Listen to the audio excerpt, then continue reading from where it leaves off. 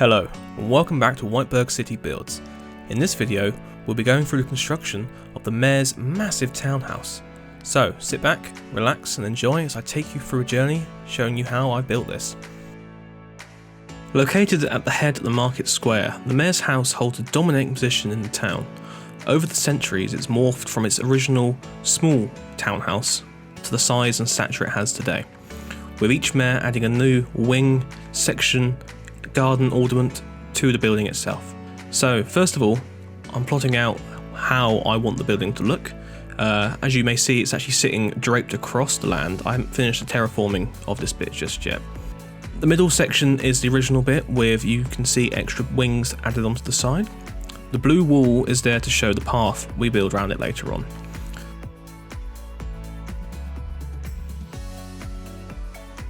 So we get to the front of the building. It's built in another Georgian style. You can see the prominent string course there, the bit of smooth sandstone running through the middle. Using quite a small 1:1 scale on this, so the windows are only 1 block wide. I do this for quite a few of my builds.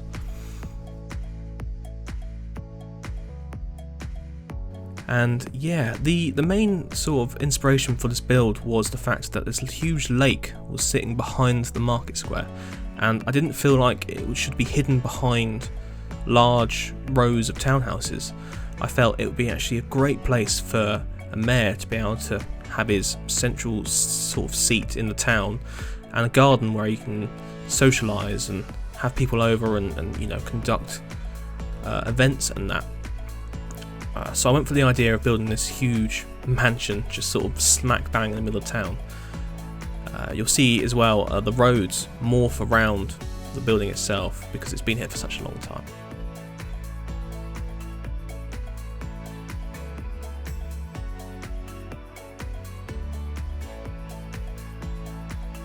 So I've put a tree in right now because the building needs to be built around this tree. This tree is older than the building itself. So what I'm doing now is I'm adding one of the extensions onto the side here. This will actually form the private rooms of the mayor and the library down below. Coming around to the side, I'm adding a bay window up here. Lets in a lot of light. It's very nice, very typical of the style. As you can see, it's a very steep slope down to the actual lake itself. This will lead to a really nice landscaped garden later on. So currently adding the conservatory, the newest feature to this building. And now coming round to the back wall of the main building. So I play around with a few little window styles there. I finally settle on some small, tall, 3-block high windows. These windows are actually taller than the ones at the front. This is mainly due to the fact that this is the function rooms at the back of the house here, which will look over onto the lake. When I was planning in my head what I wanted this building to look like, I knew I wanted something quite imposing and regal but elegant and simple to fit in with the rest of the Georgian town. So we've got a lot of plain brick walls, which are made up for by the sort of symmetry of the window placement and the chimneys. Coming onto the roof, you can see there it's sort of a double-breasted roof again, that I've done on many of my other builds with a flat top. Now I don't like having these roofs too steep, so that's why I do the little flat section at the top there, and it hides nicely behind the actual final level of stair. This is another extension to one of the sides. I'm using upside down smooth sandstone steps as a nice detailing piece for another string course around there. Moving back towards the library and the mayor's private quarters, putting on the roof and sorting out the tree leaves that have come over the top there. The garden was probably my favourite part of this build, as I haven't really done a garden before, and you'll see later on I let myself loose with building some ornaments and interesting things. To actually make a boundary for this garden, I had to build the next part of road for the town. So using my normal style for road building, I used blue wool to show where the carriageway will be, and then the red wool for the centre line. People build their roads in many different ways, but that's my favourite way of doing it because using World Edit, I can change the blue wool and the red wool to stone and stone bricks, giving it a nice checkered pattern. Okay, on to landscaping proper now. Building in the slope of the garden, you can see where I've outlined in the lake eventually where the land will go. The little island in the middle here becomes a prominent feature of the garden in a bit, adding a few willows around to give this sense of watery, marshy land.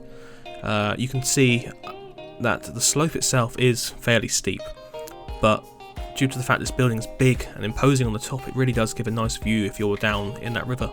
Using blue wool again to make paths around the garden, and employing the same technique I've done with the front of the building and putting some leaves across the back of the building, it just really breaks up that brick a little bit. Okay, building a little path around the garden. You can see here I connect the little island over with a small bridge using red sandstone stairs and slabs. It makes it feel a bit more exotic, a bit more Italian, I would say. Like they've brought in some nice materials from the continent and they're using it to deck out the garden. It's a very common thing during the 18th and 19th century.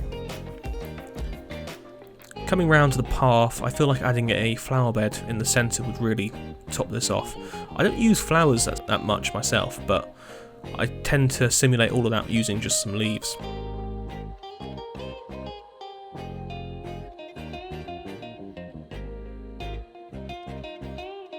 So just to finish off the garden really, I change all the blue wool to a path made up of stone and diorite with some stone bricks thrown in there as well. And that really does conclude this build. It was quite a fun one to do, quite big, one of the bigger houses I've actually built. And I don't know, I just really enjoyed doing it. I liked how it turned out, and I feel it's fairly simple that you can have a go at it yourself. The inside is not done. I don't tend to do interiors, but you know, give yourself a challenge if you want to have a go yourself. So as we pan back now through the town, you can see how this building really does sit there and look upon the market square. And anyway, thank you for watching, and I'll be back next time with another time lapse.